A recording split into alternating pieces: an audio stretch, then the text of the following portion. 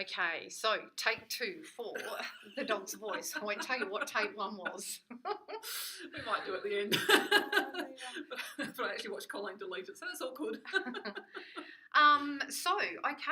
Stuff to talk about today,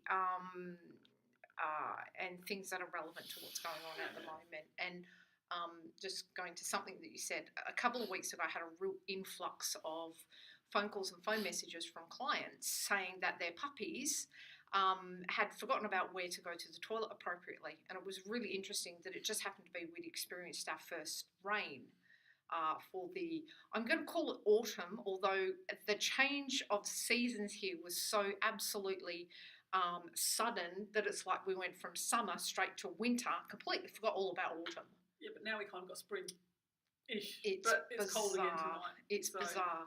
The weather is just ridiculous. But because there was that change in the weather and a lot of the puppies that are coming through puppy classes had not yet experienced the rain or the wet ground, the wet grass, and were reverting back to toileting inside or on the back patio or things of that nature.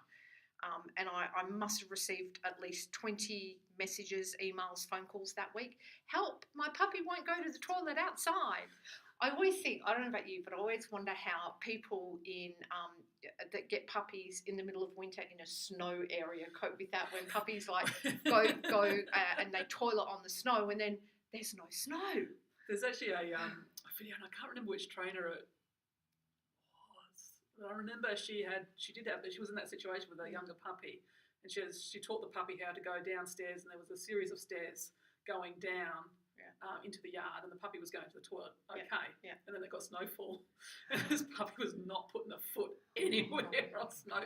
So she's actually got a video out with a training program that she used with this puppy to get it able to cope with snow and used to the fact that you can actually go to the toilet on snow.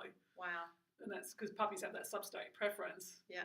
This puppy never seen snow before, and they got a lot of heavy snow. And so it's amazing. Yeah. But it's not just puppies, because I don't know about, my old Kelpie, she's the same. It's like if it's raining or the grass is wet or something, she's like, I don't have to go to the toilet. I'm going, you've slept all night, you need to go to the toilet. She's going, don't need to go to the toilet. Chica doesn't like the wet grass, but then Chica and Lupa are like 2 peas in a pod. Chica may be a Rottie and Lupa's a Kelpie, but I'd swear they came from the same womb. They're so similar, it's just ridiculous in their temperaments and attitudes and everything that they do. Because Chica's the same, like, I'm not touching that, it's wet. No, it's like, get it off. So that was really interesting. So changes in the environment, changes in the weather and how that affects. One of the other things that I found interesting about sometimes when we have some little problems with toilet training puppies, we had a puppy that came through a little while ago that I hadn't actually initially put 2 and 2 together, and I don't know why I didn't, but I didn't. And anyway, they were saying the puppy won't go downstairs to go to the toilet. And of course, now knowing all the things that I know about proprioception and bodyworks and rear end awareness, I'm like, that's because the puppy didn't know how to navigate the steps, didn't know how to get its back end down the steps. So it's not just a simple, I suppose the point is, if toilet training takes a back step, it's not as simple as, my puppy's being defined, which is probably fair enough that might be one of the first things that we go to think of, because that's what we know as dog owners for the most part. But for the most part, it never is because the dog is just being defiant, or it's just, There's a reason for everything that an animal does. And the hard bit is trying to work out what the reason is. Exactly. So, that's what we do. Yeah. And there is. And that's one of the things I say to a lot of people is dogs do everything. Everything they do is for a reason. We just have to look. We have to investigate. And I sometimes think that we're not really dog trainers. We're like investigators, aren't we? Like super sleuths, magnifying glass. And, we connect all the dots. We figure out all the clues, all the pieces of information, and that's how we start to connect the dots about what's actually going on. And also that, we're going a little bit off topic about what we thought we were going to talk about a little bit before, but that's part of that investigation technique, I guess, as well as sometimes it seems like we're asking the same thing, but we're asking a couple of different ways, and there's slight nuances there, but sometimes, I don't know about you, but sometimes I'm also checking that as a way as, did I actually understand what the client is telling me? Yes. Oh, yeah. So I'm coming from it from a different angle. Yeah. Yeah. Just to make sure I've got it right. Yeah, because sometimes the penny drops, and it's not, there's nothing intentional on the part of the client or anything like that. It's just, two-way communication. They're worried about, plus all the other stress because they're worried about their dogs. They've called me out there for a particular reason. So but it's just going round in circles sometimes until you can find it. Exactly. And sometimes dogs come to me with really strange behaviours, like an aversion to sunlight. Right. Yep. Aversion to sunlight. Mm-hmm. Okay. So that one's off. Veterinary thingos to eliminate eyes and everything like that, but that's going to be an interesting one, trying to pinpoint how that started, where it started from, what the reasons are, and a way forward. So interestingly, totally off topic here, but something I had to tell you. I was doing a proprioception exercise with Riva last night, and because I've taught Riva the basic exercises, and with her recent illnesses, there's been a change in her eyesight. And whilst I can't confirm the degree of her eyesight change, what seems to happen is that she can now only see out of the peripheral. So, if you think about tunnel vision, she can't see that way. So she can't see to do a touch hand. And I was doing the rear end awareness work, getting her to step back. So I was placing the treat on the ground and then placing the treat behind, because she can't see it. And I'm sitting there thinking, okay, you can't do a touch, you can't see my hand, you can't see the treat on the ground. And I'm like, I'm going to have to completely, at 6 years of age, completely rethink how I train this dog. Yeah, wow. And I'm like, and that's not what you do. Shit. Because my experience with dogs which are losing their vision and things, it seems to be more the peripheral that's going. Yes. Rather than. Yep. Because remember we had the neurological puppy and things like that. We see did directly in front. Yes, but could not see peripheral. That's right. And that's what I'm. Yeah, that's what I'm more familiar with. So. I know. So I'm going to have to try and experiment with where she can see and where she can't, and instead of, I think, just with a simple touch, instead of a touch being directly in front, it's actually going to have to be off to the side. Yeah. And then I'm always going to have to think about contrast. She does better with contrast, but she can't see when I place a light coloured treat on a dark coloured ground. Okay. She just doesn't know to look down. She's not seeing my hand go down either. Because that's what I was going to ask, is that also the stationary, that she might not be able to focus in on the stationary, but if it was a moving. Yep. Wow. So I don't know, things to find out and experiment with. Yeah. So interesting. Yeah. And I'm like, oh God, I'm going to have to retrain a 6.5-year-old dog in ways that I never thought I'd have to train a dog. So, cool from a training perspective to have to really think outside of the square for this one. And the other part of me is just like, oh, holy crap. But anyway, so that's something that's interesting in our household at the moment. Yes. How did we get to this point? Eyes. We were talking about eyes the same way we always do. We digress. That's right. Which is kind of, I think it's cool because it just keeps things interesting, doesn't it? We don't always get stuck on just one topic and harp on, and we talk about lots of stuff. So what else have you had this week? What else have I had this week? I'm a little bit tired after doing that lovely discovery walk. Discovery walk. Awesome. Yeah. Cool. So that was really cool. That was with a really cool client. Yeah, you had Shenzi, the Ridgeback. Yes. So we took a group of our clients out walking, and we call them discovery walks. And they're different. It's a different way to walk a dog. It's continuing socialisation by having a group of dogs in the same environment. They do enrichment activities. We do some training. We work on the loose leash walking. It's also about environment, because one of the most important things is that you continue that training, that we continue to expose our young dogs to changes of environment, to new places. That's what continues to help to build that resilience. I love the word resilience, by the way. I love resilience. I think it's just the best word. Resilience for me, I don't know about you, but I think of resilience as like bounce back. Like you remember Eloise and Wade with little Buddy? So Buddy was a cavador that came into puppy kinder classes at 8 weeks, and they continued on doing lots of training. And at about 12 months of age, Buddy had an incident at the dog park that wasn't his fault. But the other dog actually nipped at his face and just copped the lip of his eye. And his mum, Elle, rings me, and, rightly so, she was devastated. Have I ruined my puppy, was what she said to me. And I'm like, I don't think so. And my reasoning for doing that was that because they had done so much training, they provided so many different experiences for this puppy, that just one negative experience should not have set him back. And it didn't. Okay, he's continued to socialise perfectly well, and no real harm for him. But it's the bounce back is what I keep thinking about with resilience. How well does a dog bounce back from a negative experience? And that to me is resilience. I don't know. What do you think? What do you think? Yeah, about I think resilience? so. And it's the same thing. I've done some resilience training, for people and things like that. And it really is it's how you cope with a stressful event and your recovery. And it basically really is recovery from that stressful event. But there's also a lot I think that contributes to that resilience. Certainly when I did it, this was resilience training for people. So part of my employment at the time, they were offering the courses and things like that. So again, you're looking at that whole big picture types of things, and they were going into the meditation, into your diet, your exercise, how much water you're drinking. All of that all contributes to how resilient a person is and their ability to actually bounce back from a stressful type of situation. So even for people, it's not just it's not just behavioural. There's other underlying so things. Many elements. And pre-existing stresses and things like that have a big impact as well. So if we're looking at resilience, because this is a topic I really quite like. One of the things that I say to my clients, particularly after they've done puppy classes, because we do a 6-week puppy kindy program, and it's the continued training. I mean, puppy kindy is just the absolute foundation of things.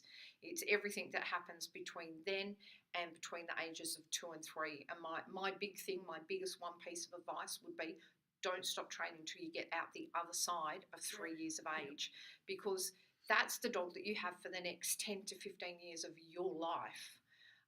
And all the work that you put into it, you're going to start to reap those rewards and those benefits. And so if we're talking about resilience, yes, there's the continued training. There's the exposure to lots of different new environments. It's keeping things going and being mindful of the stage that the dog is in as it moves from puppyhood into adolescence, into social maturity. And the little... Also remembering the starting point of your puppy as well, because if you've got a puppy that's really, really stressed by virtue of the fact that its parents were stressed before it was even conceived, and then during pregnancy and all of that, so you end up with you can start off with a stressed puppy. And there's certain work and supportive things that can be done to help a puppy like that. But we can give it so many good experiences and everything, really build up the confidence. But for that type of puppy, if it then has a negative effect, sort of like what Buddy had experienced at the park, that may be enough to really set that dog back, because it's already came from a stage of being fearful and concerned about that type of social interaction. So we might have done literally thousands of good experiences, and then have one bad one. There's just so many contributing factors as well that you've got to take into account. But the best way is to keep going, and we keep monitoring and looking for those smaller signs that maybe this puppy's going through a fear period or something, so we might back off, change what we do, or and to just cope with the changes that come with a dog. Do you want to just unlock that door? We have a visitor coming through. So immediately one of the things I think about is that we're working with a Rottie. So Biggie, who's been with us since he was 8 weeks of age. Hi, Kate, because she watches our podcasts. And Simone says hi. And Biggie had some veterinary experiences that didn't go quite so well, and very out of the normal, and very untoward. So they've created some behaviour changes within Biggie. And we've been dealing with those things just gradually as we continue to go along. The good thing was that we got to see what those changes were, and we got to be able to manage those and to help Biggie pass those. Or I won't say that we're past them yet. It is a work in progress. We are working on them. So that's something really important, and it's at such a critical age of adolescence. And we have a visitor. Yeah. She totally does not know that we're podcasting. What are we doing? So podcast. it's just a little podcast that we do. Guys, this is Dr. Susan Yuen. Hello. Pet physio. Yep. Awesome And- pet physio. yeah, Ask my dogs. Yep. So Horses. Susan totally doesn't know what was going on. This No. was not planned. We thought we'd No. actually be finished before she got here, okay, and we're I not. see. yeah, we've just thrown Susan into the deep end. Yeah. So this is just a little podcast that we do. We just put it out on YouTube for our own clients, and it's talking about anything that's dog related. It's called, at the moment, it's called The Dog's Voice. Who knows where it will end up and what it will end up being, but at the moment that's what it is, and we just talk about whatever. It's quite amazing. I never know how people do podcasts. It's been and happening. I'm thinking, We probably don't really do it the right way. No, because there's actually more videos, and this is. See, okay. I don't like being in front of the camera, Yeah. and I agreed to a podcast. This is therapy. So Colleen and Ashley said, "Oh, let's do a podcast." And I went, "Yeah, cool. I'm fine with podcasts. I can do a podcast." It sits down and has the camera. It's visual. And I went, "That's not a podcast." Yeah. But anyway, I'm getting better. You are, Yes, absolutely, absolutely. Okay. So we were just talking about the topic of resilience and how we cope with the changes that come along with dogs and the things that we should be doing to build the resilience and to build the bounce back.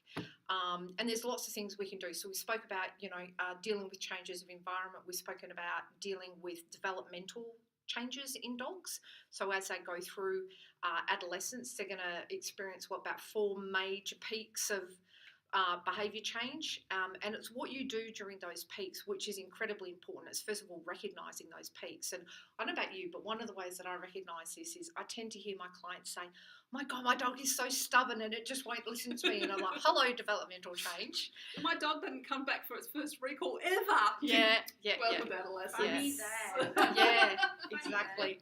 That's okay. And one of the things that I say to people when they come through, when they come to one of these developmental changes is go back to basics, reinforce the behaviours that you want, remind your dog what it is that you want to do. It's important to understand that in a developmental change or a developmental stage, there's so much going on, body growth, brain-wise, chemical-wise, environmental, that when you think that your dog doesn't hear you, it literally probably can't. Yeah. So it's really important to remember that, and it's important to guide and help, go back to basics, remind your dog what it is to do. And I would also think that in one of these developmental stages, I'd treat them, I don't know about you, but I'd treat it a bit like a fear period, in where if I know my dog's in a fear period, I'm not going to be exposing it to those new things at that point in time. I'm going to be a lot more cautious about doing that. Yeah. And I do apply that same rule to those developmental changes because there's just so much stuff going on. The big one is that change going into pre-adolescence and into adolescence, where you lose your recall, your dog's no longer wanting to be with you all the time, which is you are no longer the most important thing in its life. And from a behavioural thing, congratulations, your puppy's behaving normally. Yes. Very good. Okay, good to know. It is. It's very frustrating, and I actually think going through pre-adolescence and adolescence can be a harder stage than puppies. Yeah, I agree. And it goes on for so long. But yeah, I just tend to change what I do, and especially going into the adolescence, I change my focus a lot more to life rewards and to, which we can talk about in another podcast. Yeah, life rewards is a good one. We'll cover that. Yeah, so I changed about that, doing a lot more of behaviour capture and keeping my training sessions very, very, very, very short and fun and really easy, just to help go through. Because if you think back to being a teenager as well, your focus isn't on your parents and how much did you argue with your mother or your Yeah, dad? For me, it was my mother. We were at, butted heads something fierce during that time period. And so it's really independent, and I can go out by myself and do all those sort of things, and your dogs are going through the same. And I know that technically there we were doing a bit of anthropomorphizing, but I'm of the thinking that in order to help people understand things, it helps to be able to give you a human example to be able to relate to. So I know there are lots of people or trainers that don't like anthropomorphizing, but I think it helps you guys relate to things a lot more simpler. I know we're sort of just on there. Like I've got a science background, and it was absolutely drilled into me that you don't do it.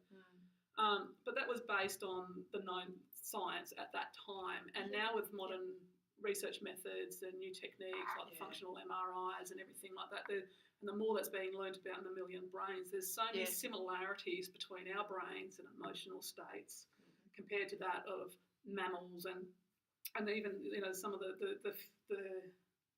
limbic systems and things like that, even in animals and things like that. It's there. So I'm now sort of more easy with anthropomorphizing and looking at the emotions. And I also have this what if, because science may not have proven that an animal feels this particular way or something yet. Yes. And then I look at it from the ethical side of things as well. It's like, I'm going to err on the side and make the assumption that they do, because then I think I'm going to be more ethical in the treatment of that animal rather than going, oh, no, he can't feel.